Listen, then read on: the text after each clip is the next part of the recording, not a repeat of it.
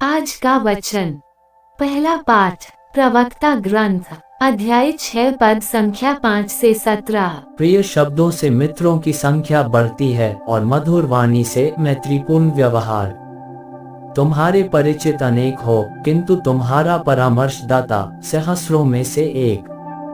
परीक्षा लेने के बाद किसी को मित्र बना लो, उस पर तुरंत विश्वास मत करो। कोई मित्र अवसरदायी होता है, वह विपत्ति के दिन तुम्हारा साथ नहीं देगा। कोई मित्र शत्रु बन जाता है और अलगाव का दोष तुम्हें ही देता है। कोई मित्र तुम्हारे यहाँ खाता पीता है, किंतु विपत्ति के दिन दिखाई नहीं देता।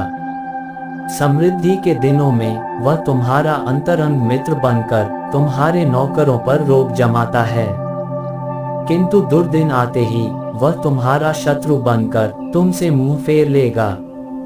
तुम अपने शत्रुओं से दूर रहो और अपने मित्रों से सावधान।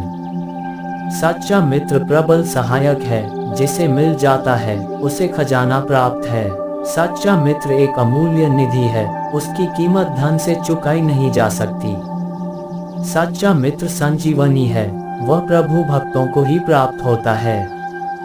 प्रभु भक्त मित्रता का निर्वाह करता है, वह जैसा है उसका मित्र वैसा ही होगा। यह प्रभु की वाणी है। सुसमाचार संत मार्कुस अध्याय 10 पद संख्या 1 से 12। वहाँ से विदा होकर ईसा यहूदिया और यर्दन के पार के प्रदेश पहुँचे।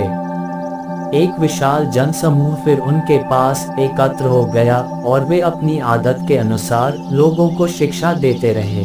फरीसी ईसा के पास आए और उनकी परीक्षा लेते हुए उन्होंने ये प्रश्न किया, क्या अपनी पत्नी का परित्याग करना पुरुष के लिए उचित है? ईसा ने उन्हें उत्तर दिया, मूसा ने तुम्हें क्या आदेश दिया?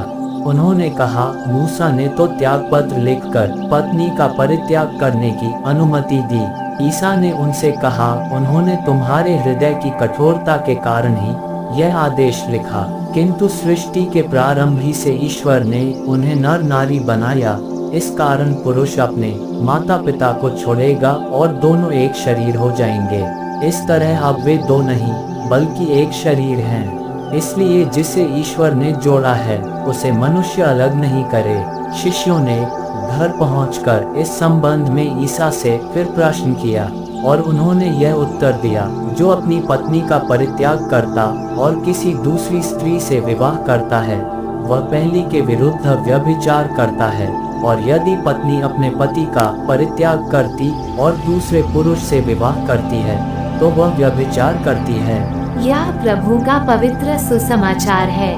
आमीन। आज का चिंतन, आज के पाठ मित्रता और वैवाहिक रिश्तेदारी की मूलभूत विशेषताओं पर आधारित है। ये रिश्तेदारी ईश्वर के द्वारा ही आरंभ की जाती है, जो एक दूसरे के प्रेम से प्रगाढ़ की जाती है, जो ईश्वर द्वारा निर्धारित लक्ष्य को प्राप्त करती है, बशर्ते इन रिश्तेदारी में दोनों का विश्वास ईश्वर पर कायम हो, क्योंकि ईश्वर ही उनके इस रिश्तेदारी के जन्मदाता होते हैं। ईश्वर ने अपनी प्रजा के साथ की गई रिश्तेदारी में उसी विश्वास का परिचय देते हैं, जो व्यक्तियों के बावजूद अपनी जिम्मेदारियों से मुख नहीं मोड़ता और हमेशा दूसरे की राह देखता है। हम वैवाहिक रिश्तेदारी निभा रहे हो या अपनी मित्रता की जिम्मेदारी निभा रहे हो, मनन करें, क्या हम अपने इस रिश्तेदारी में ईश्वर के निष्ठा भरे प्रेम को निभा रहे हैं? आमीन।